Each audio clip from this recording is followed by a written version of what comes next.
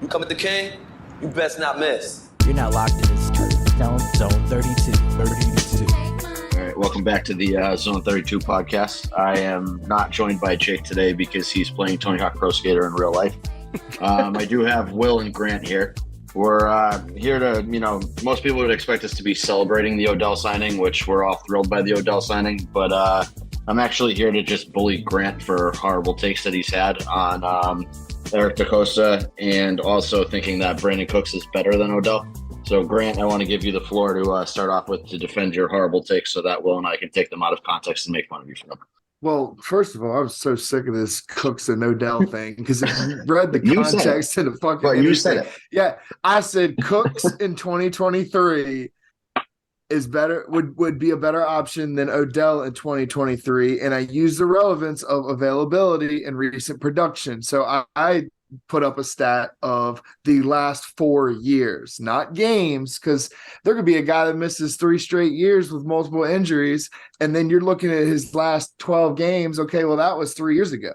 So, I was going years as far as recent availability, and Cooks's numbers were far superior. So, but I wasn't talking far superior about in general.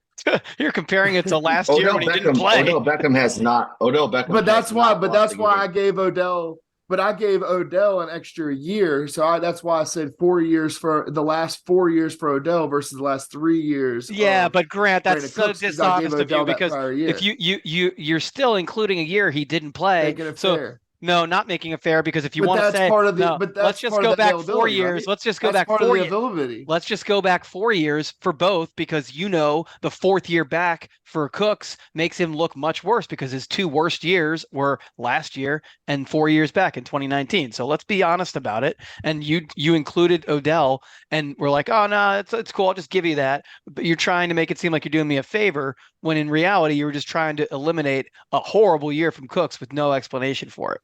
So here's not the true at all thing. because the way that I gear everything is a 3-year basis. So but you include but I'll give you 4.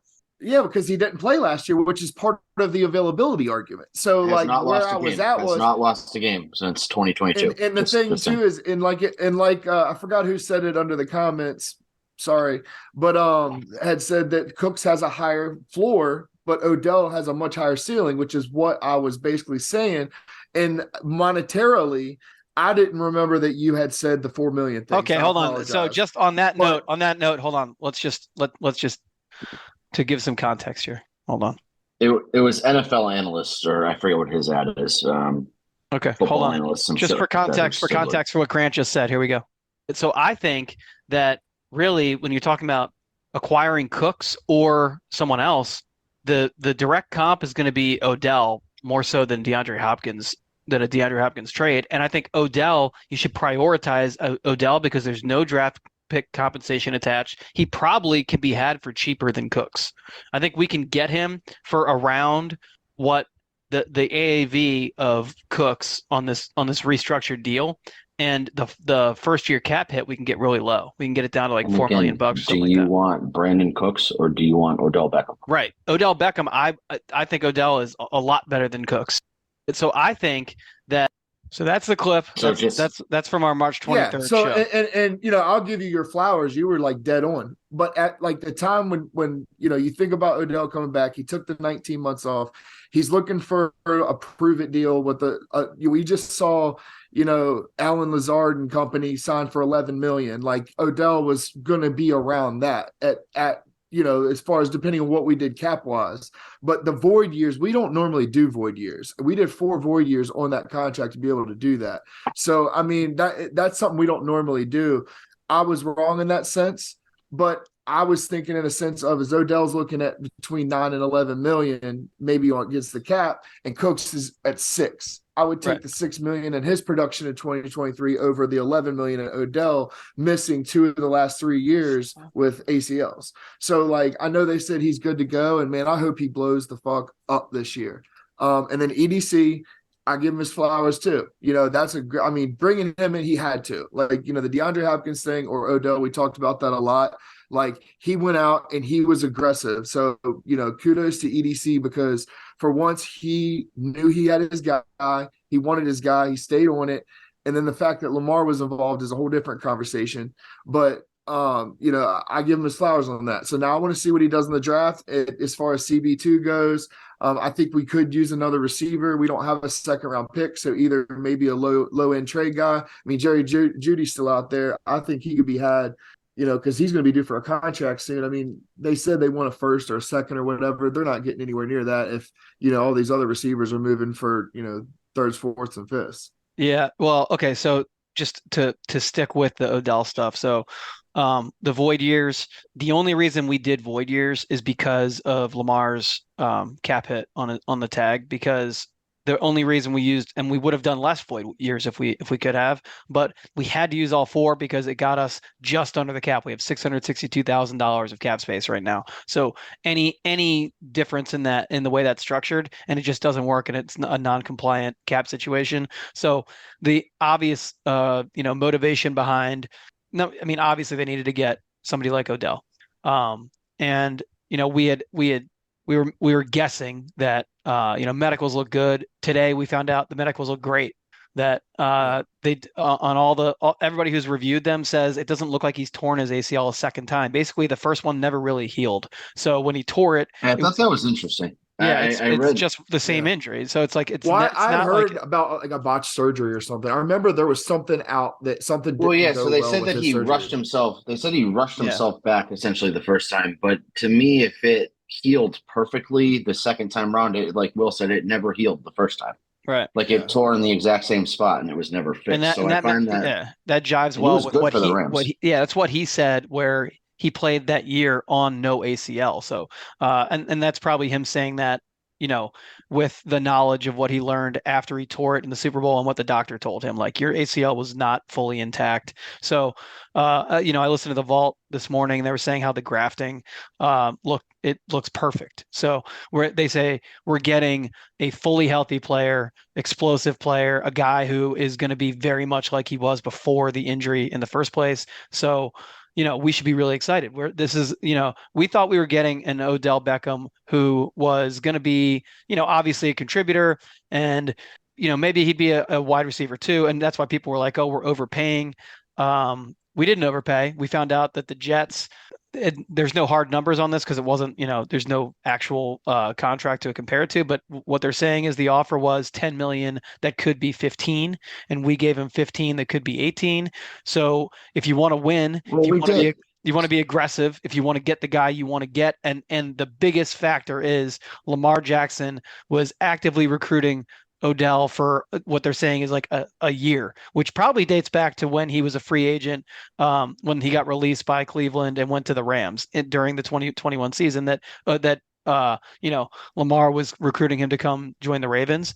And I'm sure the reason he didn't come is because of Greg Roman and the system. No, it's because Lamar got hurt. That too, but there's multiple factors, but everything lined up well. The fact that Lamar Jackson wants Odell Beckham here is whatever it costs, it's worth it, because if it gets Lamar Jackson under contract, if we get Lamar Jackson here, even if it's just on the cap for this year, which I don't think that's even going to be the case because we need to clear that cap space out. Odell is now, between him and Bateman, we obviously have a wide receiver one, and I think Odell will elevate Bateman. I showed you guys Bateman's best 8 games. If you translate that to a 17 game average, it's like a 92 catch, 1,000-yard, 6 touchdown season. So that's not wide receiver one numbers, but it's also, again, with more than half those games, Tyler Huntley and Josh Johnson throwing in the ball. And his numbers also get skewed Greg Roman, because Greg Roman calling the plays. So his numbers get skewed because he had that one game where he played like 12 snaps and got hurt and didn't play for the rest of the game. I didn't include that. I didn't include that one. Oh, you didn't include that? No, I did his last 5 games of 2021, which started with he was coming out of the adjustment period, and he was still recovering from the foot, yeah. Well, no, I'm talking about 2021 where he's recovering from the core muscle injury. Gotcha. So it was his best 5 games to close the season out, and then the first 3 games of 2022. So that 8-game stretch translated to 17 is solid wide receiver 2 numbers. And when you look at him from the lens of a Ravens wide receiver in a Greg Roman system with more than half the games, backup quarterbacks thrown on the ball. It's great production. And now you get Odell thrown into that with Todd Monken, with Lamar Jackson, presumably, with Mark Andrews. I think we should all be really excited about the offense right now. And hopefully we add another wide receiver. If we don't, I think we can still be excited. But I think, hopefully we still do. Well, and Odell's thing too, like with it being all, clean medicals and all that, I think like with him, if you get 90% Odell, that's better than what we've had since Anquan Bolden. I think 90% Odell is better than Anquan Bolden. I think 90% Odell is better. I got in this argument with somebody earlier where they were talking about how Odell hadn't been elite since like 2016. He hadn't been a top 15 wide receiver since then, which is fine statistically. Like you look at the numbers because he hasn't really played a full season since then. But if you did his 17 game averages from 2017 to 2022, I think it was like 70 catches, almost 1,100 yards and 8 touchdowns. And so if that's what you're getting out of Odell, who was, banged up, he was stuck on the Browns at some point there. He only played like half a season for the Rams, and he was, playing behind Cooper Kupp, who put up the best wide receiver season of all time in a brand new offense. And he's putting up those kind of numbers on a 17 game average. Like there's no downside to signing him. No. And right. I get the overpay argument too, because we did overpay him. Like paying somebody $18 million a year for 1 year and not having him locked up long term, or somebody who you don't really know 100% what you're getting out of him. I understand that argument of $18 million for a guy who hasn't played for a year is a lot of money. But the same people saying we overpaid for him also cried that we don't spend enough money on wide receivers. Yeah. So it's kind of like it's pick a slant. Sarah Ellison also, again, to reference this morning's vault, she made a point that a lot of people are looking at this compared to this free agent class, which is stupid because he's head and shoulders better than any wide receiver who was available as a free agent. So you want to compare his money, you got to compare it to all the wide receivers in the league. He's the 23rd highest wide receiver cap hit. So we're paying the 23rd most money for Odell Beckham. We obviously, with the caveat being, all we're basing our knowledge on is we've heard the medicals are good. We've heard he looks explosive. We heard he looks the part. So assuming all those things are true, if we're paying the 23rd most for Odell Beckham and he could be Odell Beckham of old, then we're getting a deal. No, I agree. It's just that you have that, whatever you want to call it, that slight chance that he's not the same Odell anymore. Sure. And I don't know. But that's the case with anyone. Honestly. No, I agree. It's any acquisition you make might not fit, might not work. And I get that. And it good. I was gonna say, and that goes back to the Cooks Odell thing. Like all that was said too before the clean medicals came back also. So I mean that's another factor in everything. But like Bateman, the thing with Bateman too is like I think Bateman could be on the level of a number 2 type like T. Higgins. Like I think he has that kind of ability. And I think having somebody like Odell to mentor him, and obviously they've known each other because they had the infamous picture everybody sharing around with where he's holding the Minnesota jersey. But like, having that somebody that he can kind of like learn under. Rashad hasn't had anybody to learn under, and like he's got that veteran leadership, and somebody's going to take pressure off of him, along with Andrews, Dobbins, Lamar, the running game, and all that. But I think it is a beneficial situation. But we do need to add somebody else. There needs to be somebody put, I think it was Flockville, maybe, I don't remember who it was, posted like best 2 wide receivers and a tight end trio in the NFL. And he put the Ravens first with Bateman, Odell and Mark Andrews, and people were arguing with him in the comments saying, this team's better, that team's better. I really don't know if there's a better trio of those. And that's very cherry picked because there's not a lot of better tight ends than Mark Andrews. Right. And like Mark Andrews is significantly better than a lot of tight ends, but people were arguing like Devonta Smith is better than Rashad Bateman. I don't even know if that's really true. Like, with I think they're very similar players. Is Bateman's ceiling is about what Devonta Smith is, or a little bit better than him. I don't know about that. Really I think Smith's ceiling is better.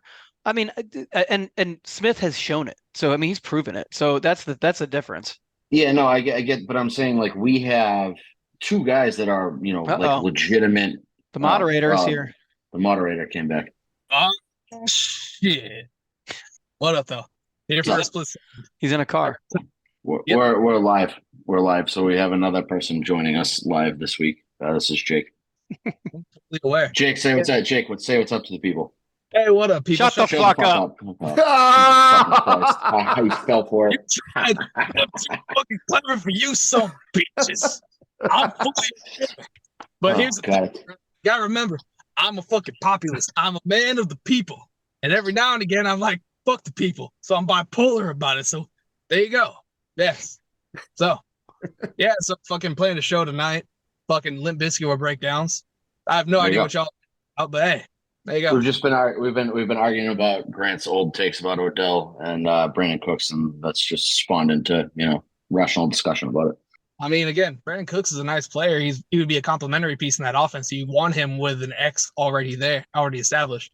Like, had we traded for D-Hop in 2020 and then let go of Marquise Brown, I ain't calling him Hollywood. He never earned that nickname, but had we let him go and then brought in Cooks, perfect fit. Yep. He works in Dallas. Him coming over here, complimentary piece, and that would take us out of the Zay Flowers market, in my opinion. But that's just me. Well, also, hey, Grant, here's what I'll give you now. If we traded for Brandon Cooks right now, I'd be thrilled. I think you add him to what we have right now, and I'm happy about it. But him being the first move, and my whole rationale behind that was, if we do that, I don't think we're able to do the Odell move. And honestly, you look at the money, we couldn't. So I'm happy that we waited and we got the guy we wanted. People forget. I was gonna say, people forget that Nelson Aguilar was actually our big acquisition this offseason. Odell was just there was a lot of people that said that was going to be the case. Yeah, that's what I was told, is that was the only move that we were going to make. The internet told me and lied to me again, but here's what it is. And the thing with Cooks too is like, I did want him, but I didn't want him as the only one. Like, I wouldn't have been okay with just Cooks either. Yeah, and it probably would have been Cooks and Aguilar, and then at that point, I don't know that that's the overhaul we need. So can you, Grant? Can you publicly apologize for saying that it was the Ravens that offered Odell $4 million? That is definitely not true. Do we know their first offer though? Okay, Grant, they went from $4 million to 18. Hold on. Hey, You said Jerry Jones is a better GM. Jerry Jones would never offer Odell $4 million. But what happened was Odell bitched about being offered $4 million. Jerry Jones went and got Brandon Cooks, and then we signed him for $18 million. So my thought process here is that your boy Jerry Jones is the one who lowballed him and gave him $4 million. And our cookie baking, giraffe having elite general manager Eric DeCosta was the one who gave him $18 million. I just want you to put that on the record. He took the apron off and he meant business. But hey, man, I mean, you could look at it either way. The Cowboys got Cooks for a $6 million. We got 18. $6 million in draft picks, though. So we got Aguilar and Odell for less of a cap hit than they got Cooks for. And again, Nelson Aguilar, there's that one clip floating around him of him mossing. I don't even remember what defensive back it was this year, but clearly an elite talent. Well, hey, let's be fair. Remember last year when we signed DeMarcus Robinson last year, we all said, this isn't some sexy addition, but this guy has been in the playoffs. He's won the Super Bowl. He's got experience. And Nelson Aguilar caught 8 passes in the Super Bowl. That's true. On a winning Super Bowl team. So, not that Nelson Aguilar has the greatest track record of catching passes, but he caught 8 passes in the biggest game. So, we could do worse for a depth vet addition. Yeah. And I mean, I joked about it and trolled about it and shit. I troll about EDC a lot too, but I trolled about that acquisition big time. But the ceiling potential for that acquisition as a wide receiver 3 or 4 or whatever he ends up being, he does add an element to the passing game. It's not like we're asking him to go out there and catch 100 passes. Right. Well, and he's obviously better than the depth we've had in the past and at any point with Lamar. So any wide receiver 4 we've ever had, he's better than them. I mean, he's an upgrade. Than Jugs? Yeah. Yeah. Is he gone? Can we just fucking get rid of him, please? James Prochet. Why? Yeah, I have no idea. What does he do? And it's like he's taking up Odell's jersey number. Especially right now, it's not a lot of money, but we only have $662,000 available. 1.6 million is a lot. Yeah, so that gets us over $2 million right there. So I just don't know why we don't do it, because he's not going to be on the team. He's not even like a bubble guy. He's not going to even be on the team for camp unless they want to keep him around for OTAs or something, just to have somebody catching passes at OTAs. But he doesn't catch passes from humans. He only catches them from fucking junkies. Yeah, I know. At 5 a.m. I don't know. Fuck off. I don't know. I think somebody DM'd me a video of him working out with some draft prospect, and they were just catching balls off a jugs machine. And I almost tweeted. It's an ad for whatever the machine they're using. It's like a new technology. It's some like it's like AI robot. Jugs machine. Is it like the jugs machine that used to throw curveballs that came out in like 2002? That's what it is, but for football, and like it'll throw routes instead of just like just you put the ball in it. Like those things throw curveballs until they fucking drill you in the back of the head because it doesn't break. And, and I mean, you see a lot of players getting sponsorships from like shoe companies or like gaming or whatever, and he's sponsored by a jug machine. Yeah, but hey, at least he's sponsored though. I don't have any sponsors. I guarantee you, sponsored by a jug machine. No, I guarantee you, he has money in that company. Fact check that for me because I want to know if he's sponsored by the jug machine. He's got to be. I think he's sponsored by it, but he's part of the company. I bet you he's on the ownership thing. We could probably look up if that's an LLC, we could find that public record. Yeah. If it's true, I respect the hustle, and that's a hell of a troll. Well, yeah, I mean, it's better than the fucking butterfly T-shirts for $80. At least this has some real life, use. Nobody wants to wear a fucking butterfly T-shirt. We have a high profile guy associated with the team who has his name on a product that has taken the world by storm. So maybe that's just that's James Prochet trying to get in on that action. The problem is our guy, who has the high profile item is actually good at football. James Prochet is not. So yeah. Yep. James Prochet is missing the step of if you're good at football, you can market pretty much anything to anybody. Yeah. Well, and on that note, I'm really hoping that we can learn more about that product for the high profile player at some point soon. I think you have to understand, like I've never been more all in on a product because it is so like weird brain. Like I would never think of doing something like that. And so I just like anything that is, of that ilk that I just don't. I would never think of that. It makes no sense to me. So it's amazing. I clowned on it a little bit at first, but I've come around on the idea. So I'm interested in learning more. All we've really seen at this point is sort of like infomercial guerrilla marketing, and maybe that's just smart. It's got my attention. I was in on it from the start just because of the fucking name. Again, like it's so simple. There's you can't beat it. I don't know. We need to learn more about this, and I'm hoping that we do soon. But yeah, me too. Yeah. Grant, Bulls beat the Raptors. What'd you say? What was that in English? Your audio is horrible, Jake. We can barely hear you. It's fair. The Bulls beat the Raptors. Oh yeah, I just saw that. Live breaking NBA news on the Zone 32 podcast. Yeah, down 19, baby. There we go. Actually, so we should probably get to the Lamar Odell angle because there's people still pissing me off with this. I would like to lay out a timeline of events and see if it makes sense to you guys. Yeah, go for it. So I reread Lamar's public trade request, that tweet thread that he put out. And I know that I mentioned on here and on Twitter probably multiple times the use of the word the Ravens didn't value me or didn't meet my value kind of stuck out to me because I was like, this is either a ridiculously terrible use of the English language or you're going for something here. And so if you read that whole sentence, he says, the Ravens didn't meet my value and anybody who knows me knows that I want to win a Super Bowl, essentially was what that sentence boiled down to. So what I'm thinking is that the Ravens and him butted heads over Greg Roman, which makes perfect sense. I've heard people say that. And again, nobody likes Greg Roman. He's a domestic terrorist. He belongs in Guantanamo Bay, whatever the fuck you want to say about the guy. Again, nobody wants to hire him. He's going on podcasts talking about how he's taking a fucking gap year. Like, fuck you. Nobody wants you. You suck. Go home. So I think Lamar has been begging for a wide receiver and a new offensive coordinator, and he does not want to be in this gadget quarterback, mobile quarterback, expected to, be used as a running back essentially system. And so now they went out and got him Todd Monken, who got Jameis Winston and Ryan Fitzpatrick to run top 5 passing offenses in the NFL, which is a miracle in and of itself. And he made Baker Mayfield look good other than interceptions for a year or two. So again, clearly is a pass dominant offensive coordinator. And now they've gone out and gotten him Odell.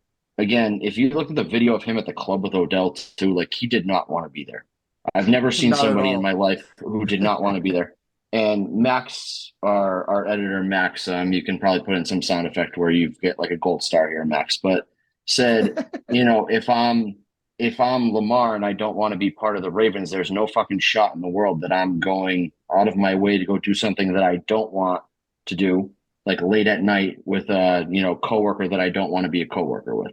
And 100% accurate. So I feel like we're no longer in this limbo of is Lamar back next year? Is Lamar signing an extension or is Lamar playing out the tag next year? It's really the only question. And the other aspect of the question is like when? Because I think what's her name? Josina Anderson floated out this very complex and very smart sort of solution to what's happening here, where they come up with a way to structure a deal where he gets a signing bonus for either signing the tag or signing on a 1-year deal that's about worth what the exclusive tag would have been, because he's basically given up $13 million. I find it very curious that the amount of money, that the difference between the exclusive and the non-exclusive is $13 million. And Odell Beckham's signing bonus is $13 million, by the way. So kind of like Jake's dying in front of us. He's gone. I do wonder if there's a conversation that happened where they're saying, if we put you on this non-exclusive, we can get Odell. That's the difference between the exclusive and the non-exclusive. I don't know, but if we believe people who have told us the same thing, and actually you've had one person, we've had a mutual person tell us the same thing. I've had other people tell me the exact same thing, is that Lamar did not, and Ian Rappaport said it on TV too. So Lamar did not request a trade. Lamar said, fucking pay me, basically. And the Ravens said, like, nobody's going to give you that money. Like, go have fun. And so that's why they gave him the non-exclusive tag. Yeah. Is that he could go out and get that. So Josina said that they come to an agreement on a 1-year deal with a signing bonus that incentivizes him to show up for OTAs so that he is part of the entire offseason program, because they have to install a new offense. And if the quarterback's not part of that, that's a problem. So they want to give him the value. Well, I shouldn't say they want to give him. In this scenario, they would be giving him the value of the exclusive tag. We would know he's here. We'd know he's here earlier than later. They can structure it with void years, because the intention obviously would be to get an extension in place for long term. So the same way they did it with Odell, to get the cap hit lower, but to get him all that money that he wants, where his value, again, that's the word he used in his in that letter to his fans, they won't meet his value. So his value has to be somewhere between 46 million or 46.1 million. I think that's the threshold. It's not set yet, because it's not set till the week before the draft. Well, no, what I mean is the 46.1 puts him on AAV, or on it's not AAV when it's 1 year, but the value is higher than any individual value year for Watson. So 46.1 in total value for 1 year. They put some void years on the back end, so that they're working towards an extension that's mutually beneficial.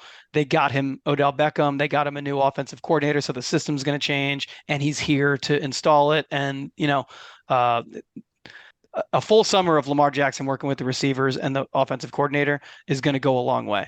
I mean, if he shows up in August, or late July, or he skips camp, getting Odell's not going to do him all that much good if he's not here to perfect the offense. So they have to come up with a solution, so that the timing is important. And we're about to draft, at least 5 players, and we need money to do that. So I think they'd much rather have a deal with Lamar in place that clears cap space out than to have to restructure contracts that are on the books already. All right, so I got a way to fix this, and I think Grant will love this idea. If you go to Lamar Jackson and you say, look, we just talked to, and it's either the Tampa Bay Bucks or it's the Arizona Cardinals, and you say, I got the 3rd round pick and Patrick Queen for Mike Evans or DeAndre Hopkins. We can't make it work unless you sign this fucking extension right now. You think Lamar signs that extension? Yeah. Has to. He's got to sign it now. I don't think Odell goes there. I don't think Odell comes here at all if he doesn't know that Lamar's in. And that's got to come. And that's got to come directly from Lamar to him. Lamar had to give him an assurance. Yeah. There's no shot Odell signs that contract again. The Jets are going to have Aaron Rodgers on draft day. Like, I don't see that that's not going to happen. So that's been pretty much guaranteed by every person involved. Yeah. So he has turned down playing with Aaron Rodgers at a stadium that he is comfortable with and had some of his best years at to come to Baltimore. And he's not doing that to play with fucking, gap-toothed dumbass who tries to QB sneak from the 3-yard line. So I'm sorry, but he's not doing that. And he's not doing it to play with, fucking Mayo coffee drinking Will Levis or banana peel eating Will Levis or, any of the rookie quarterbacks that the Ravens could potentially get in a trade for Lamar. So it's Lamar's here for 2023. Right? I just don't know. There's no way around that anymore. Right. So here's another side of it from the Odell aspect of it. If it was down to the Jets and the Ravens, he is familiar with that stadium, but he has also just came off of 2 knee surgeries. Would he want that to be his home field that he's playing there consistently and terrible? Grant just jacking my entire theory. Yeah. He's like, I got this idea. And I was gonna give you credit for it because I'm just busting your balls. You did a breakdown on it, and I was actually just thinking about that when Drew said playing in a stadium he's familiar with. I was like, that breakdown that Will had, and I was like, yeah, he's gonna have to play more games on turf, which would be another thing that made sense. Yeah, well, I think that's a night where Will just gets robbed by people. He got robbed by fucking Caillou earlier, and now he's getting robbed by Grant live on air. So. It is actually funny because I think yesterday I was just saying in our Twitter group chat. You retweeted yourself. Yeah, well, I'm talking about the Jarvis Landry. I said, do you think? And I wasn't saying like I want Jarvis Landry. Like that I think we should go get him. I'm saying, do you think that Jarvis Landry is a vet depth add, and he would be, not tomorrow, but at some point probably around OTAs or even afterwards. He strikes me as a June signing kind of guy. Yeah, exactly. But I could see that happening because Odell's obviously gonna vouch for him, and he's a guy who I think can obviously still be productive. He has been, we know what he is. He is a possession receiver. He's very sure-handed. This is the argument I made to sign him last year too.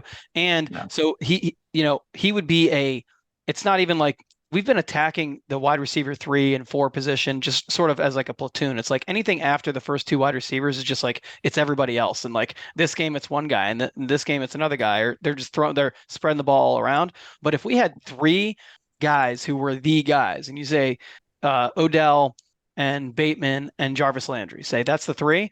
I mean, that's 3 very solid. I mean, that, and the hierarchy is obvious there. Maybe it's not obvious between Bateman and Odell, but like that's a good problem to have. And then the drop off then to Landry he is the 3rd option, but he is the 3rd option.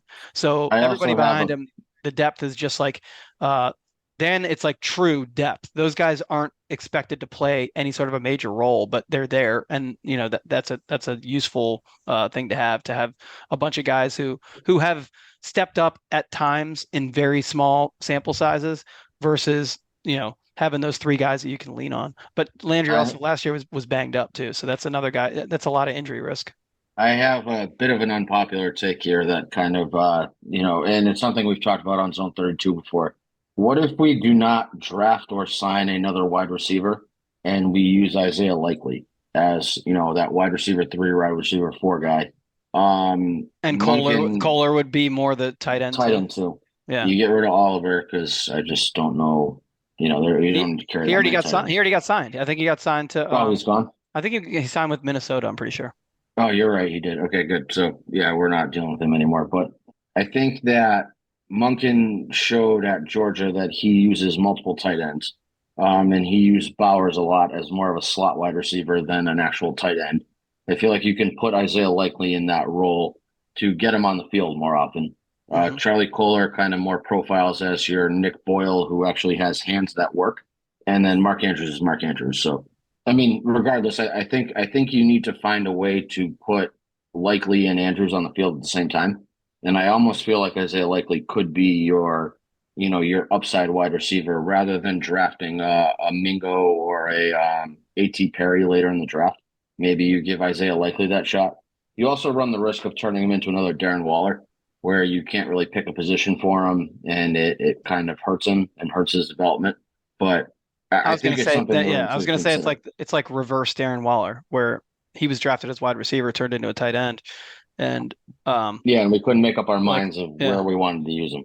Right. Yeah, and so you definitely run that risk doing that, but I almost feel like that has got to be on somebody's radar as an idea. Yeah, well, and with Waller, it has certainly worked out well for him. I mean, the guy's rich beyond his wildest dreams. He's obviously found the role that, and even when he went to the Raiders and he's a tight end, he really still played a more of a hybrid role. He was playing out of the slot. He wasn't in line that much, and he's certainly not blocking all that much.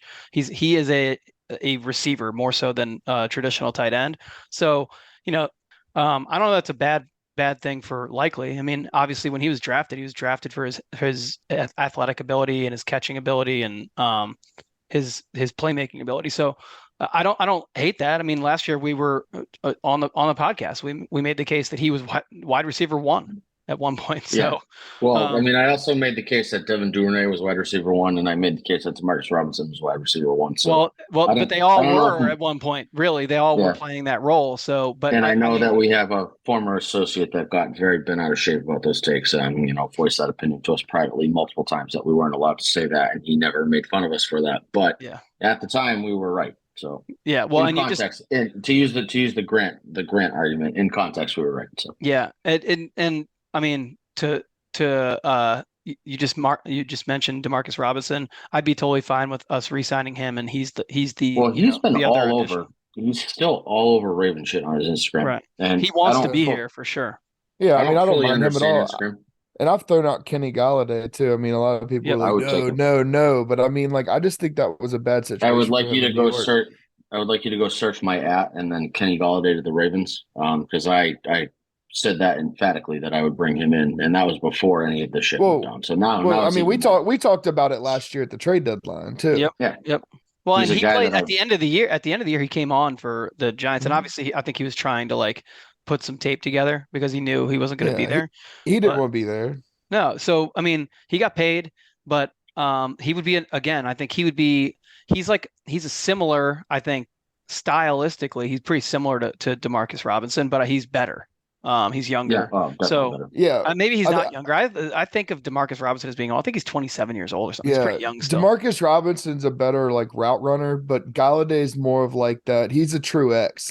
He's more of that, he's a bigger framed receiver and he's strong. He'll go up and get 50-50 balls. We don't really have that. And that's good to have. Now Odell is fully capable of that. But having that bigger receiver, he's more of the yak, not more of a yak guy than Demarcus Robinson, but yeah, they're very similar. If you put them in tiers, I think they're pretty close to each other. Right. Realistically, so it would come down to money, I think, on those two. And Robinson has familiarity in the locker room and really wants to be here. So I don't know. I'd be fine with either one of them.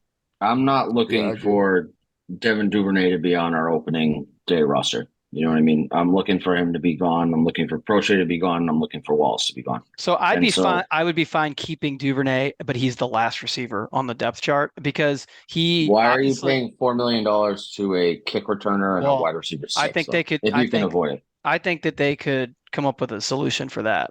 They could, but if they don't, I'm more than happy trading him for a future 6th round pick or whatever. Yeah, I'm just talking about him as a player. We signed Justice Hill. Yeah, he brings something to the game that I think is unique. He's shown ability and he's a really good returner. So I mean, he took that one kickback against Miami, which really ended up meaning nothing because our defense shit their pants. He's been okay on punt returns. I just feel like you paid Justice Hill.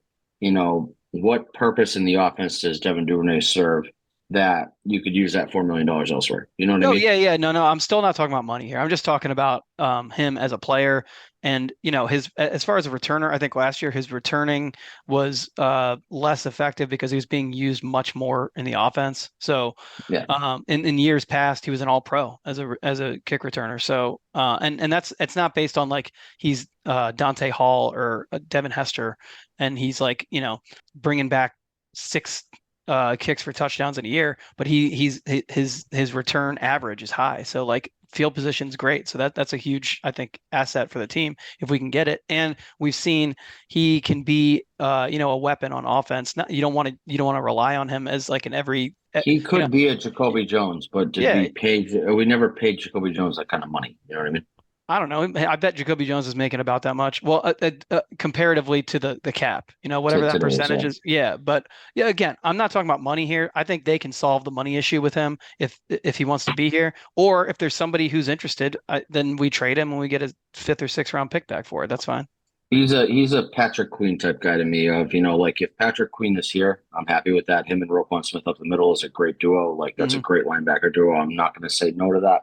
But if somebody comes in and says, "Hey, we want Patrick Queen for, I don't know, a 2nd round pick, a fucking elite wide receiver," like I said earlier with Hopkins or Evans, that's something that you make that deal for. If somebody comes to you and says, "We want Devin Duvernay for a 4th round pick," I don't think you say no to that. You jump at that 4th round pick. Fuck yeah, yeah, for sure. And with Queen, if he's here, I think he's gone. If he's here, I'm fine. If not, I'm fine too, because we have guys on the roster who can step into that role. We don't need to go get someone to or even draft someone. We have Malik Harrison. We have who's your guy Josh Ross. Yeah, Josh Ross. And like you said yesterday, we kind of have a luxury where Bowser could be somebody who slides inside. And there's a lot of options. I think. What do you think about Bowser with a position change, Grant? They've talked to. I mean, that was rumored. Last year? I think they were talking about sliding him inside. Which they did from time to time. Yeah, he's very versatile. He's a weapon. Yeah, and for an outside linebacker, he's great in coverage. I mean, he makes a lot of reads on balls, batted balls, a couple interceptions. One of them was a diving interception. Like you don't really see that a lot of times. He's bad at plays behind. He's bad at plays behind him, but so is Queen. So right, are you really losing that much? Right, and if we address CB2 and we get a reliable, and I don't know what we're going to do at slot receiver either. So, are we going to bring back Fuller? Because I mean, he should be healthy. He got hurt. He tore his Achilles, right? In the first game. So I think your slot corner is Pepe Williams. I think that's my guy. That's fine. I mean, Pepe. It could be Brandon Stevens too, I guess. Yeah, both of them showed enough to me that I think and we can attack that with both of them instead of relying on one or the other and just play the hot hand there. But CB2 is going to be important. But we have now 3 good. We have Geno Stone back with Kyle Hamilton and Marcus Williams, so the safeties are covered. I don't know. I mean, my guy out. Ardarius Washington. My guy out. Yeah. So they gave him a shout out. Yeah, they did. Yeah, they gave him a shout out at the Liars luncheon. So I think middle linebacker Patrick Queen's position. He played great next to Roquan Smith, but the fact that it took Roquan Smith for him to play that well, you got to wonder if it's plug and play, and it's not. And they haven't picked up his 5th-year option yet. Right. That's the one. That's the thing that's glaring to me, and people are starting to pick up on it online. I saw, I think Rita tweeted it today that she thinks Queen's gone. I've been saying it for a couple of weeks now that with the lack of any kind of definitive statement on the 5th-year option, the Ravens are pretty quick to say that they're going to pick up a 5th-year option on a guy that they want to keep. Right. And the fact that there has been none of that with Queen leads me to believe that he's just not going to be here. I'm pretty comfortable in saying that if we get something, a 2nd-round pick back for him, that he's gone. Oh, a 2nd-round pick would be great to get back because that EDC, and especially because we got Roquan for that 2nd-round pick. So if he can replace that by getting rid of Queen, then I think he jumps at that. I don't know that we're going to get a 2nd-round pick for Patrick Queen, but if we did, that would be a fucking great return to get that 2nd-round pick back and still have Roquan Smith. Yeah, I'd like for him to be there one more year. I'd like to have him one more year. I would too, but we have this kind of comes down to Patrick Queen is a luxury to me right now. Yeah, he definitely is. He's very good at the role that he plays that we need him in, and I'd love to have that luxury. But if it's a luxury or a CB2, give me the CB2. We need a CB2. We need a guard. We need potentially a right tackle. We don't really need a 2nd inside linebacker. No, yeah, you're right. I wouldn't be mad if he's here, but I'm totally fine if he's not, and I'm not even gonna I'm not pressed over exactly what we get back either. No, I'm not either. Honestly, it's funny. I've been up UGC's ass and I've been up the Ravens' ass about fixing the wide receiver room, and that's been a big thing that I've wanted for 3 years on this podcast, essentially. And I think Odell has done wonders fixing that wide receiver room. And it's funny that one move has kind of chilled me out a little bit to the extent that, like, I'm now willing to wait and see what the Ravens are going to do. And now there are a lot of different avenues to go to fill the needs on this roster. And, I'm no longer like at somebody's throat every 2 seconds about wanting to do a certain move. Like there's no urgency to go out there and acquire DeAndre Hopkins anymore. Like that's been done. That's been done. And now we have the draft coming up and we have all these ways we can go with the 22nd overall pick. Are we even at 22 on draft night? I don't know. I doubt it. Back. Yeah, I doubt it. But a lot of things. It depends on a lot of things. Like I think they will wait until we're on the clock to decide because if we get there and like JSN's there, you take him. Yeah. Yeah, or if Zay Flowers is there, I think you take him. If JPJ is there, I'm pretty sure EDC will fucking sprint to the microphone himself and scream. I would too. There's a short list of guys where if they're there, and at wide receiver at this point, it's a little bit of a luxury, but I think it's not even, because it's like if you draft one of those guys, you're fortifying the wide receiver room for a long time. I think Quentin Johnson is another one. Yeah. I mean, they've met with him 3 times. They clearly like him. Well, and he brings something to the wide receiver room we don't have in that size. We don't have that we size. Just don't have it. Size and speed. We don't have that combo. Yeah. I don't care how big somebody is. They got to catch the football. Yeah, I know, but again, like he's George Pickens. He's the same guy. No, George Pickens has hands. Oh yeah. Oh yeah, the one clip check my tweet. How about all the circus catches that he makes? But no, seriously, if you watch when you make circus catch, but you watch Quentin Johnson, he catches the ball with his body down the field. Terrible habit to have. Like he has the drop issue. Like we've already experienced that. I'm done with that route. I don't care how. But you can teach somebody to not do that anymore. No, you can't. Could you teach Rashad Perryman to do that? No, because we had morons at offensive coordinator. Like this is part of the problem is that we brought in Todd Monken, who is an actual good offensive coordinator. We're not used to that. So why not get the receivers are deep this year? Why not get somebody that can catch? There's a lot of them that can catch. Well, he was the third guy we named, Grant. I'm just saying he's one of the people. So the Ravens. But that's our first round option, though. Yeah, but they like him. They've had 3 meetings with him. Like this is not like you don't do 3 meeting smoke screens. Those are guys that you like. Julius Brents is another guy that they like clearly. His office looks like my garage right now. I just there are clearly guys that the Ravens have their eyes for at 22 that I'm not sure are there at 22. And I think that on draft night, we're now in a cool position, in a weird position where we're not, sitting there like begging that Kyle Hamilton falls or begging that Rashad Bateman falls or begging that Patrick Queen falls. Like we're kind of in a power position now where if this guy's there, we make that pick.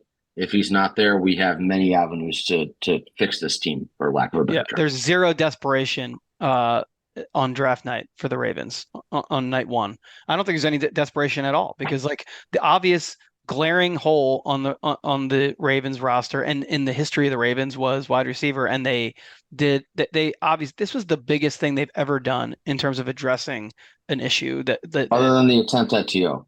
That's the only thing that even robbed. Yeah, but like this is the biggest, and the difference being the attempt versus the execution. They actually got it done. They did get T.O. and T.O. decided to be a little twat about it. But right. But we have Odell. He's not going to it's a done deal. I mean, he showed up today. The introductory press conference is tomorrow. So this is by far the biggest thing that they've ever pulled off in terms of a wide receiver. We've never in the history of the franchise had a Pro Bowl player at wide receiver. That's not guaranteeing we're going to have one now, but I think, given that fan vote is a significant portion of how guys get in. You want a hot take for me? Wouldn't be surprising to me. Yeah, go ahead. Odell will not be in the Pro Bowl next year because he's going to be busy that week preparing. But I think he'll get voted in.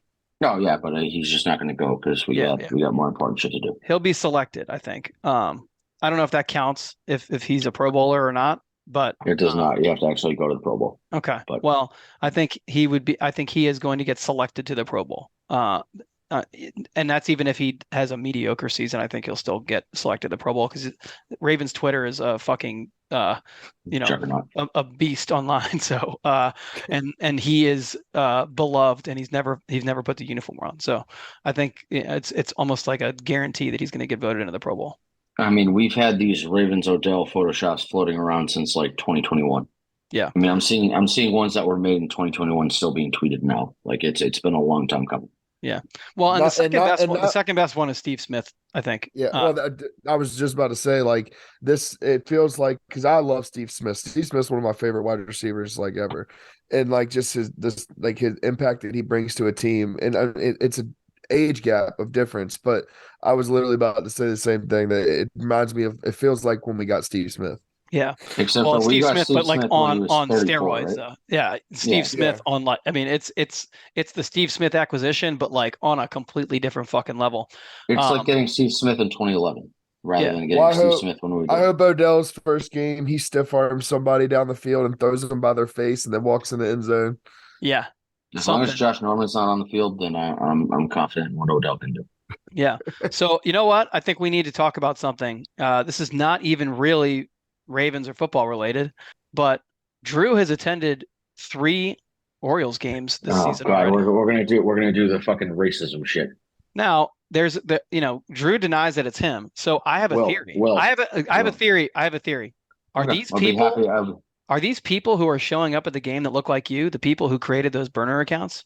Well, and they're not actually burner accounts. They're just actually people that look like you. Do I say that? I don't even remember that kid's name. It's Flamingo, but it's got X's and Z's. Sammy is his name, I think. Yeah, it's fucking sensitive Sammy over here. Eat my dick.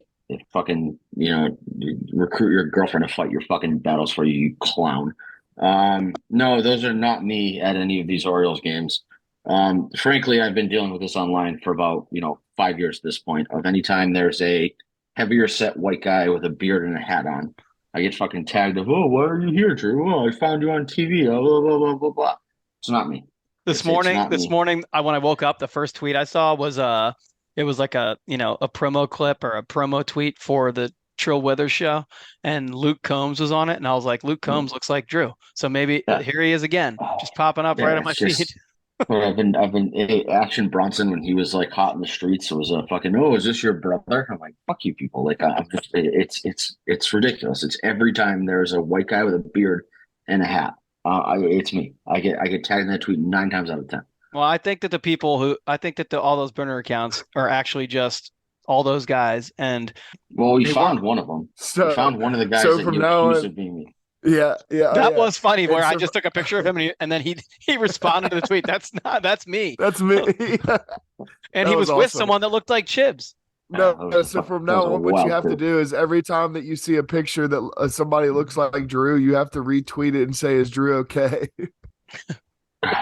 I mean, and then every time this started with the Dayball nonsense of I've just been calling it racially motivated because I don't know what else to call it.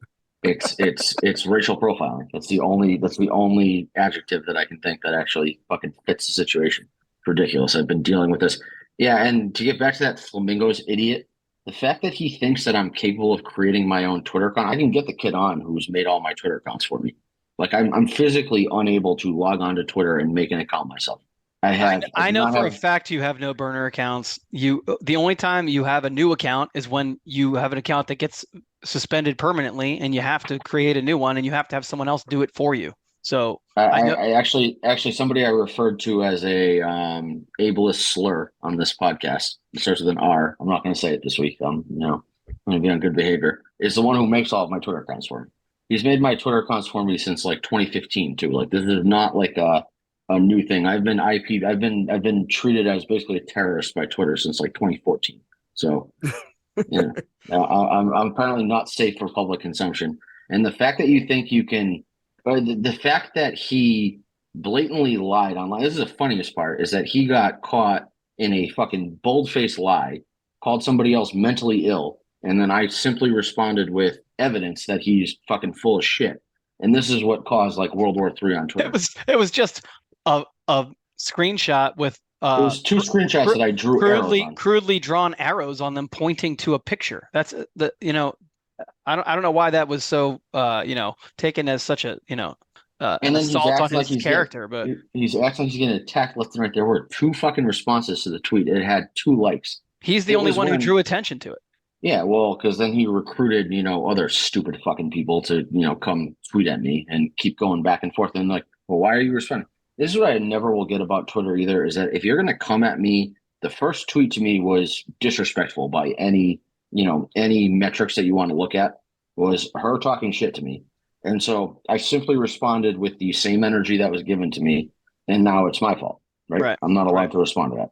I've never gotten that concept of what you're just supposed to be able to get your jokes off. I'm supposed to be like, haha, like, and let it go. Like, no, fuck you. And she's sliding in DMs saying like, he can't handle this and he's not doing well with it. Well, don't feed me that kind of information then, lady. let's be real here. Like you're dealing with a noted cyber terrorist and you're just feeding that kind of information. Then like, you're an idiot for that. Well, the funniest thing about it too, where he was complaining about, I was responding. I got tagged under the whole thing. I wasn't involved in it. I had no idea it was even going on. I got tagged by Kevin, and Kevin tagged me first, saying that I would. So he subtweeted me. He didn't, and Kevin didn't know it was about you. Because Kevin had no idea that I have a nice side to me, where I saw this kid getting mercilessly harassed by the white trash twins who decided to make burner accounts of me.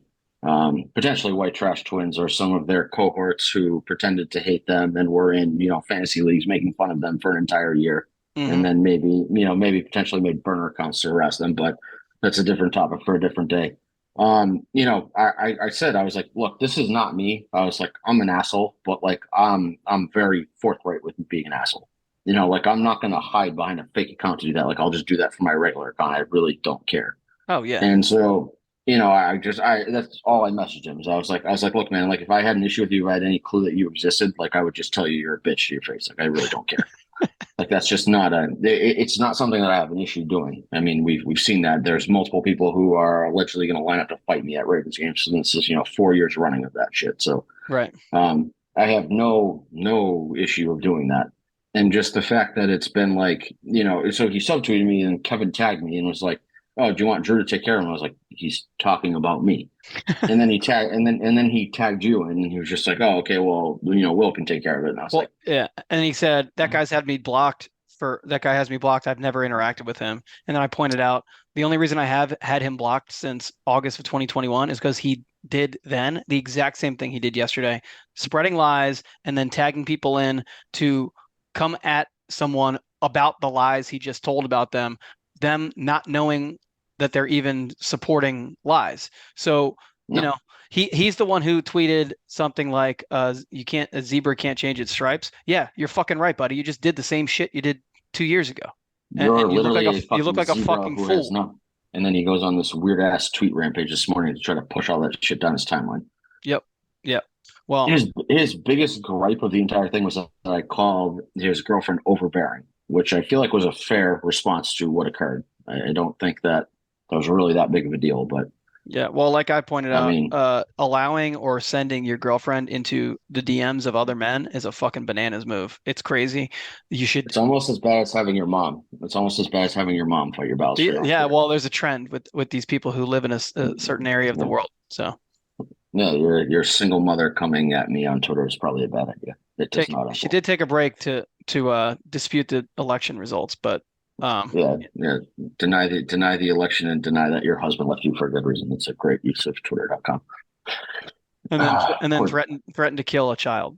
Well, I think so. In her defense, I'm fairly positive she thought she was threatening to kill me, and then didn't realize she actually threatened to kill like a dangerous human. Yeah. And then deactivated her account afterwards.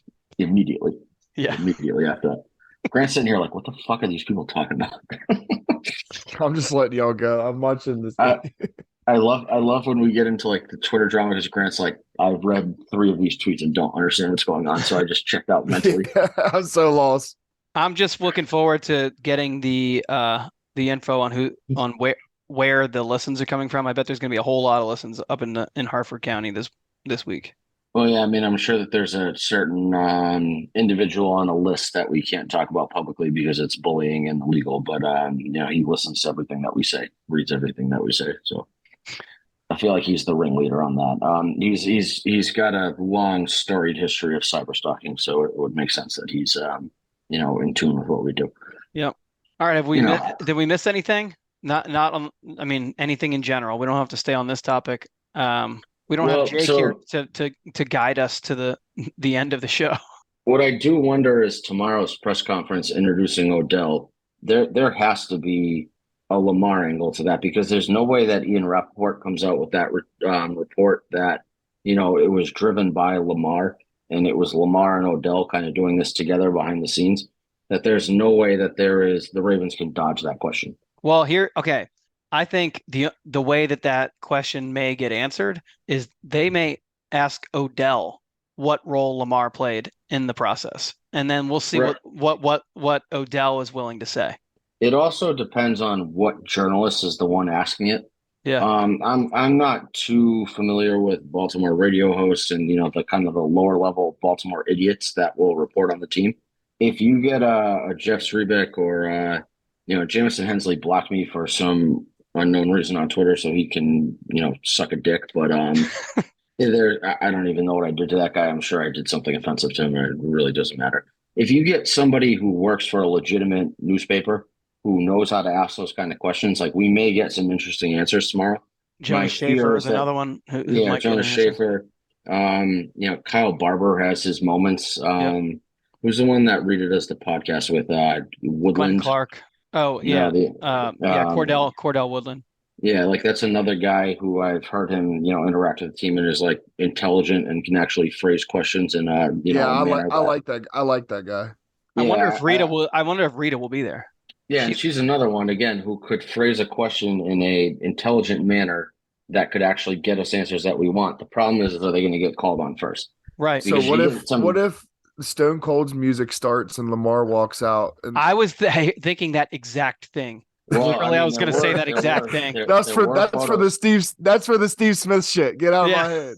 Yeah, there were photos of Lamar on the plane with Odell that have been circulating on Twitter. They came from a very reputable source. They came from they came from the same source as Grant's George Pickens evidence that he shared with us earlier. They were on an SEC message board. Yes, I mean, I'm just saying that there is, where there's smoke, there's fire. Again, Lamar is not going to go out to a club and hang out with Odell if he's not interested in staying here. I also don't know if the Ravens have had enough bad PR for the last couple of months that they want to make this a whole new holiday, where if they sign, Lamar to an extension, that they're going to do this separately, maybe the week before the draft, and make it like a week-long celebration. You drop it on like a Tuesday afternoon, and let that carry you through the weekend you'll get all the goodwill you want in the city. So I would not be shocked if the deal's done soon, though. Same. I ideally for the team, for Lamar, for morale, for everything, a Lamar Jackson deal getting done and announced, with a few days to spare going into the draft. So by the end of next weekend, I think is that's the best possible scenario we have. I'm not going to hold my breath on it. I don't know, but it's completely possible. And so the Colts. I say 10 days. That's literally 10 days. What I just said. Is it 10 days? Yeah. The end of next weekend is 10 days from now. Grant versus Matt.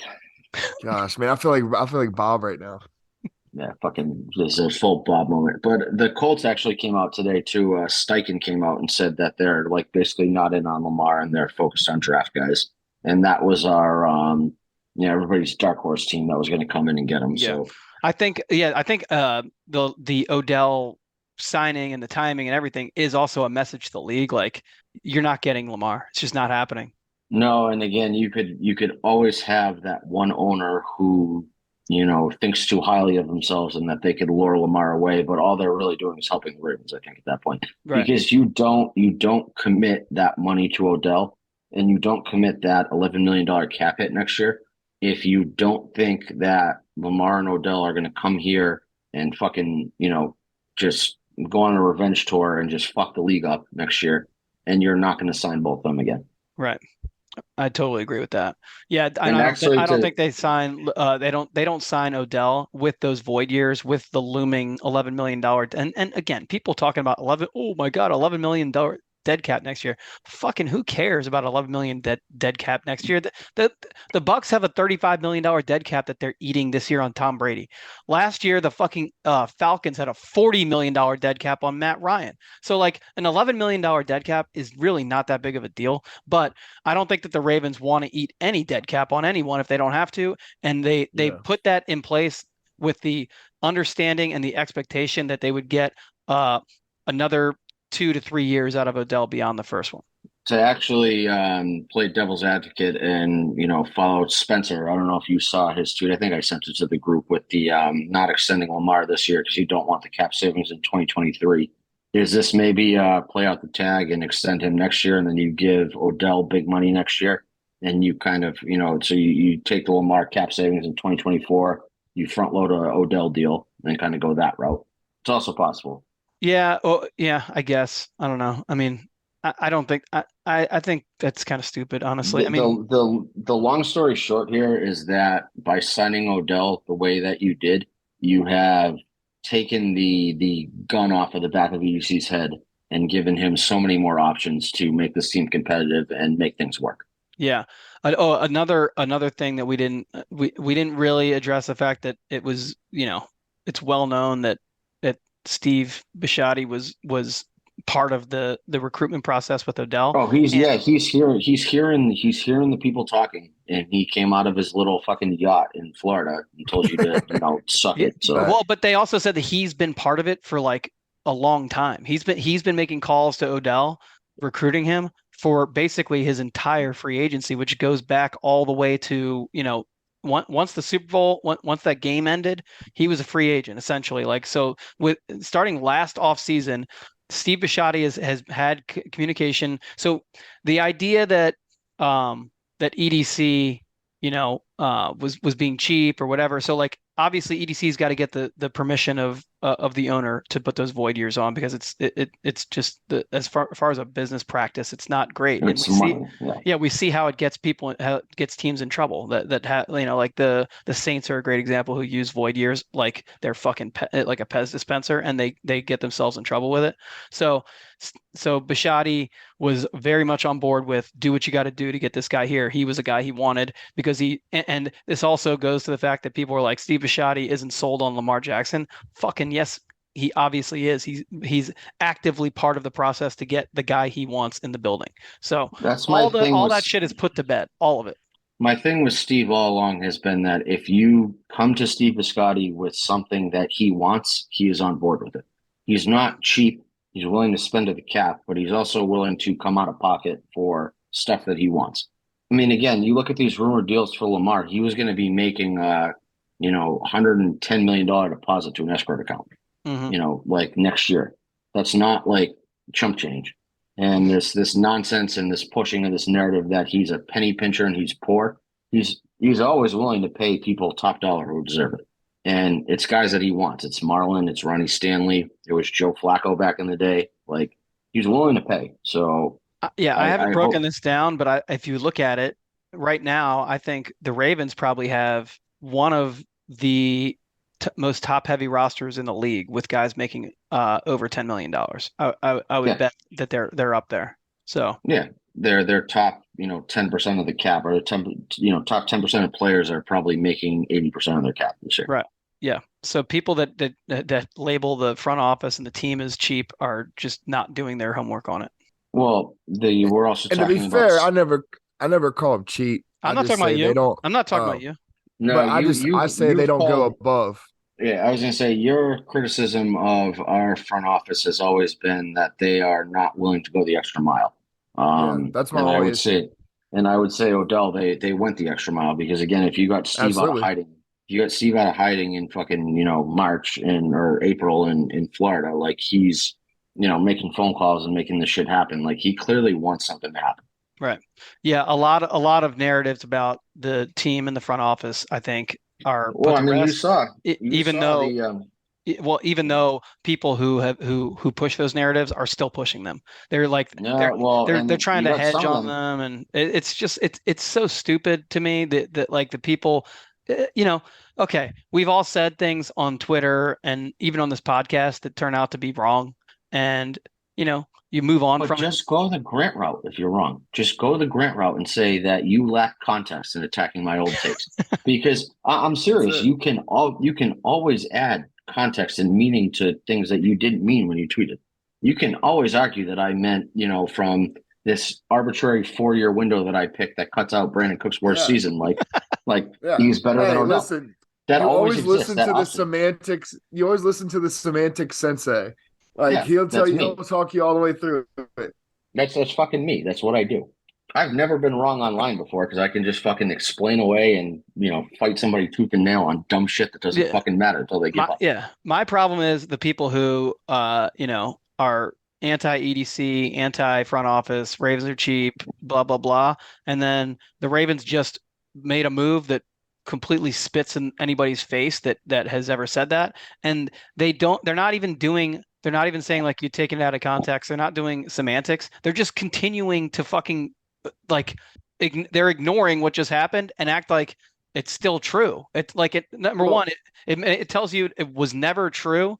Now it was, to use your word, the context matters. So like you can find examples out of context where you can make that point. But at the end of the day, whenever you want to argue they weren't spending money, it's just that they weren't spending money on the thing you wanted them to spend money on. They're spending it on something else. They had one of the highest paid left tackles in the league. They have one of the highest paid tight ends in the league. They have one of the highest paid cornerbacks in the league. They have the highest paid linebacker in the league. They did anyway. I think he's maybe still maybe not the highest signing. No, Edmonds, I think. Yeah, I think so. Whatever it was, money, but they're giving out market setting deals. So like the idea that they're cheap or they don't pay people or they don't value this or that, it's just like, come on, man, just admit that you have a fucking bias and this narrative you want to push and move on and find something else to bitch about. I think that we should put this on the. Let me put this on the record first. We have been very harsh on elephant sleeves. Fucking Ian Schultz on this podcast, making fun of him when he comes out and says there's nothing wrong with this deal and is not looking for some fucking angle to be miserable about it. Like, you have to follow suit with that.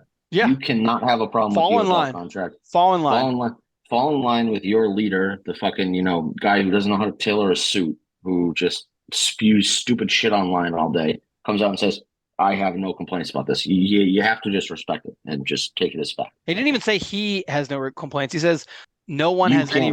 Yeah, there's no. There is no reason. In the comments. Yeah, he was fighting people in the comments. This is a fucking what a day this is that we are on the podcast giving Ian Schultz credit for being for a completely accurate take and really it was him taking accountability for his own bad takes. Yeah. That's what I'm saying. I'm nothing but fair. But he deserves it. Yep. So back to football and the Ravens.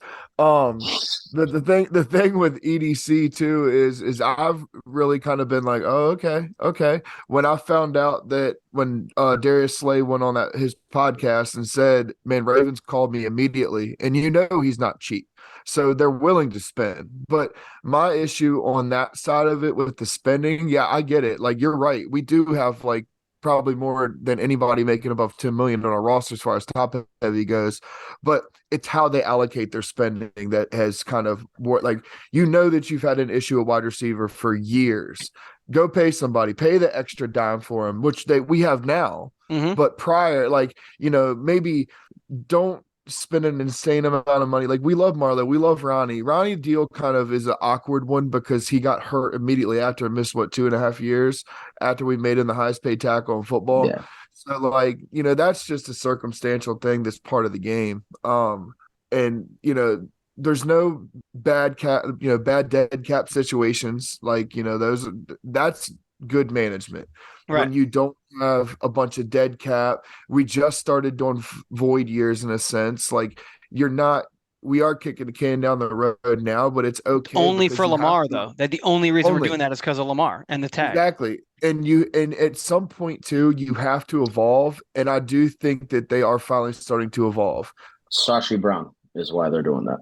That Probably. Was 100%. Probably. That was the guy who they brought in because they realized Dick Cass was a fucking dinosaur and did shit one way. And so they went to this guy who came from a train wreck organization that overdid the void years and overdid the money and he's the happy medium. He balances out the old school mentality that we've had with this aggressive cap management style. Yeah. And now do you add void years if you don't plan on extending somebody too? If for a team that doesn't normally add void years, my sense of it is they're waiting to see what Odell they get early on. Anything could happen any game. But I think if he comes out hot, like we all expect him to, I think that sets up the potential that you would be investing in somebody adding 4 void years and that much money to look for a potential extension, whether it's a 2-year, 3-year. Right. No, yeah, 100%. I fully agree. That was I think when we talked about signing Odell earlier and like last year, that it was going to be one of these, 2-3-year deals that were backloaded, and it was meant to get him on the roster up front, see what we had, and maybe see if we actually made a good investment and save on it 2 or 3 years down the road. I think we basically accomplished the same thing with that contract. Go ahead. I'm sorry. I was gonna say we just got him on that contract that it gives you the ability to get him here cheap, get him in the actual door, but then you're willing to pay to keep him here. And also too, like we talked about earlier, like you were mentioning with the incentives, like the incentives, those incentives are basically like playing incentives. So like you're not going to get those incentives playing 12 games in a season. Like no. That's going to be a longer season that you're going to be able to sustain to do that. So if he does finish out, we're benefiting. If he doesn't, Lord forbid something happens, it's also not, it's lowering that cap hit essentially. It's a smart move. It's a smart move to make incentives based off of performance like that more on the side of the guaranteed. If you get Odell and Odell gets you 60 catches, 1,100 yards, and 8 touchdowns or 9 touchdowns, I can't remember what it's 9. I think it was 9. It's 9. Yeah. So if he gets you that, then paying him $18 million a year is exactly what you want to pay a guy who puts up those kind of numbers. So 1,000%. like 1,000%. it puts him, it gives him his market value, and it also makes him have to prove that he's worth that market value. Well, okay, here's another aspect of that. So those benchmarks, with the exception of the touchdowns, I think are like very realistic. Very realistic. The 9 touchdowns is like, okay, that one's a little bit tougher, but there was also a qualifier that it's either those or lead the entire team in those categories. Now, that's also, again, you got to understand Mark Andrews is here. So like, he's not just competing with the wide receivers, but I think that kind of structure can also give a glimpse into maybe what they're talking about with Lamar and how to get extra value into his contract. So maybe that this is like a sort of a signal to Lamar, like, hey, look, Odell just took a deal like this. Now, obviously, the numbers are completely different, but I'm saying putting in these incentives that are pretty achievable to juice up the contract. That's something Lamar that should get Lamar's attention, I think. It means a lot more to Lamar if Odell says that to him too. Yeah, exactly. That's what I mean. Look, oh yeah. Look, they built in this additional $3.5 million into my contract that I'm probably going to get, and he talks him through it. It means a lot more than EDC saying that to him. Yeah. Because that's another player whose paycheck is dependent on it. You know what Lamar should be doing? He should be on the phone with Odell's agent. He's got an agent. He should call Odell's agent. Yeah. He's got his own business guy. He's good. Well, that's for business. That's for other business. Okay, that's for other business. Yeah, but it's for all business. That man is clearly a business genius that we just don't fully understand. Well, I think that guy and Lamar should talk to Odell's agent, because Odell's agent obviously was able to get that done. And Odell's agent, credit to him, man, because he went in a month from getting an offer for $4 million to getting a contract signed that could pay him $18 million. So that guy's a fucking great agent. Credit to whoever did this, but the whole rumor came out, and I assume that it was Odell's agent put it out there that Odell was going to the Jets on Monday. No, he was going there. No, but that's what I'm saying, is that he must have leaked that to the press, and that is what lit the fire under UC's ass to say, you're not fucking getting on that plane, and you're not going to New York. You're coming. That's what happened with Steve Smith. Steve Smith was in the building, leaving with no contract, and John Harbaugh ran down the steps and kept him from leaving and said, get back here, let's get this thing figured out, and they did. So And wasn't he going to like Pittsburgh or New England or something? New England. He was going to New England. So he chose Joe Flacco and John Harbaugh over Tom Brady and Bill Belichick because John Harbaugh went down there and John Harbaugh went down there and said, "Get your ass back upstairs. We're going to get this fucking contract done." So nobody wants to play for Bill. No, he's an asshole. He sucks. Yeah, he's a dickhead. Dumbass lacrosse player. Lets his dog draft for him. Yeah, fucking dog's a better drafter than he is. All right, we should wrap this up. We every time we start to get towards wrapping it up, we get pulled back in. This is where Jake's value is really missing. I'm just reveling in the fact that our podcast did not meet technical difficulties this week. That is great. Definitely great. Grant did not sabotage any wires this week. We're in good technological health here. So and before we sign off, I need to shout somebody out. Go ahead, Grant. I'm going to find this tweet. I was going to say I kept my pet rats in their cage. I let them out, and they started chewing on wires. So I thought it was necessary. Yeah, you had to dodge the heat. Yeah, it's fine. Okay, so this individual named Vamp, his at is NADE something. Naldo's Hotter. I don't know what the fuck that means. Naldo Shotter. Whatever your name is, pal, you're our top fan. He said, I say this because I'm one of the 7 reviews on the podcast. And as we know, reviews are everything. Our podcast would probably get kicked off Spotify if we didn't have his review. So thank you, sir, for your review. And the other 6 people, reveal yourselves and you'll get a shout out. I love your review. I say I hate listening to this podcast every week. So with that, top fan alert. Good for you, buddy. Thank you. Kevin is going to be not happy with this segment of the podcast. Well, he needs to be a little more proactive about, letting us know that he's Kevin. I think I need you to make about 8 Apple burner accounts, leave 1-star reviews, and leave negative things about Will. I think that's how you get back in our good graces. He would never do that. Yeah, I mean, hey, and kudos to Kevin, man. Kevin is like, hey, man, when's it dropping? I love that guy. Well, we've talked about Kevin a couple times in this episode. He got me wrapped up in some fucking Twitter drama. So, Kevin, you have some work to do this week to get back in my. Well, to be fair, I enjoyed the Twitter drama though. It was funny. I always enjoy the Twitter drama. It's funny watching people unravel because they say dumb shit. I just don't know when people will learn not to go down this road with you and me. Yeah. It's just a bad idea. Nobody ever wins. Even if you think you got some moral victory, I don't know if anybody's ever gotten like some kind of moral victory over us, but like they don't feel good about it at the end. No. It's like a Rocky fight. They went 12 rounds, they got fucking punched in the face, knocked down like 13 times. And then, maybe the judges give you one on the cards, but like did you really win? I don't think the judges always think that whoever starts that kind of situation loses. So no, but I'm saying like anybody who has even claimed a public victory, like you took fucking 46 right hooks to the face to get that. Like do you really want to go through that? Like it's just not good.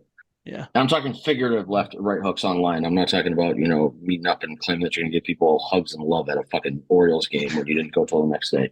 Oh, he was at the doubleheader.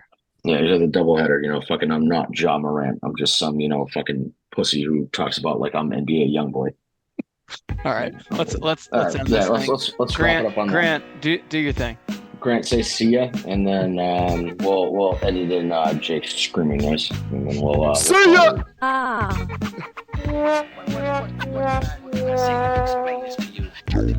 Zone 32.